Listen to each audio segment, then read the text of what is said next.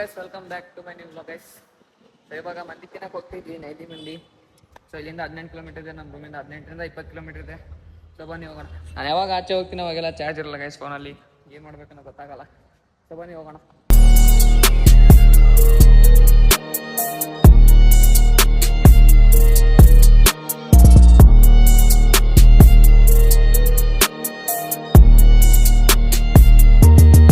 Guys ಇವಾಗ reach ಆದ್ವಿ ನೋಡಿ ಗೈಸ್. ಇಲ್ಲಿ ಎಷ್ಟು ರಶ್ ಇದೆ ನೋಡಿ ಗೈಸ್.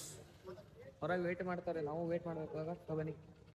ಸೊ ವೇಟ್ ಮಾಡೋದಿತ್ತು, ಅದಕ್ಕೆ ಬಾತ್ರೂಮಲ್ಲಿ ಹೋಗ್ಬಿಟ್ಟು ಒಂದು ಸ್ವಲ್ಪ ಪೋಸ್ಟ್ ಕೊಡ್ತಾ ಇದ್ದೀನಿ. ವೇಟ್ ಮಾಡ್ತಾ ಇದ್ದೀನಿ, ಸಿಗ್ತಾನೆ ಇಲ್ಲ ನೋಡಿ. ಎಲ್ಲ ವೇಟ್ ಮಾಡ್ತಿದ್ವಿ ಎಲ್ಲರೂ.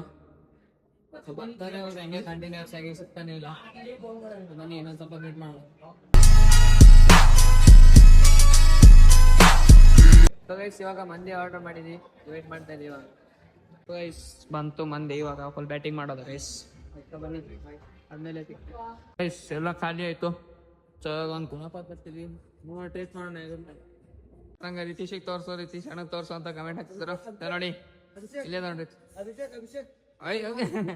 ಸೊ ಗೈಸ್ ಗುಣಪಾನು ಬಂತು. ಸೊ ಬನ್ನಿ ಅದೊಂದು ತಿಂದ್ಬಿಟ್ಟು ಹೋಗೋಣ.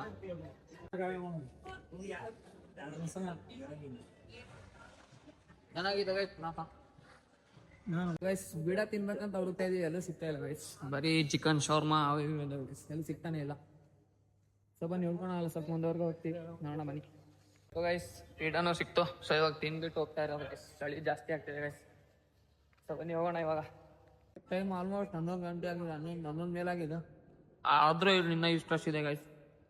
ಚೆನ್ನಾಗಿತ್ತು, ಆದ್ರೆ ಮಂದಿಗಿಂದ ಎಲ್ಲ ಚೆನ್ನಾಗಿತ್ತು. ಸೊ ಬನ್ನಿ ಹೋಗ್ತಾ ಇದೀವಿ. ಸೊ ಬನ್ನಿ ಹೋಗೋಣ. ಇವಾಗ ಜಸ್ಟ್ ಬಂದು ರೂಮಿಗೆ ರೀಚ್ ಆದ್ವಿ. ಸೊ ಟೈಮ್ ಆಲ್ಮೋಸ್ಟ್ 12 ಗಂಟೆ ಆಗಿದೆ ಗೈಸ್. ಸೊ ಬನ್ನಿ ಇವಾಗ ಮಲ್ಗೋಣ ಗೈಸ್, ನಿದ್ದೆ ಬರ್ತಿದೆ. ಸಿಗೋಣ ಮತ್ತೆ ನೆಕ್ಸ್ಟ್ ವ್ಲಾಗಲ್ಲಿ.